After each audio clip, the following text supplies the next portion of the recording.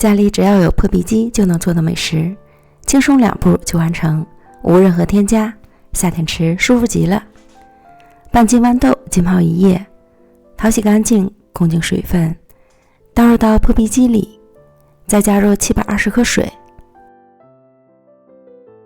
选择米糊键，然后你就可以去看电影了。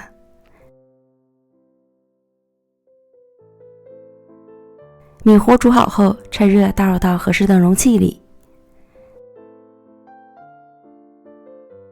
再加入30克白糖和40克蜜红豆，快速搅拌均匀，静置放凉，再给它放到冰箱里冷藏2到3个小时。之后取出来脱模切块，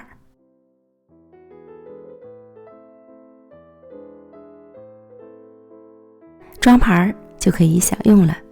对，就是这么简单，没有一丁点的难度，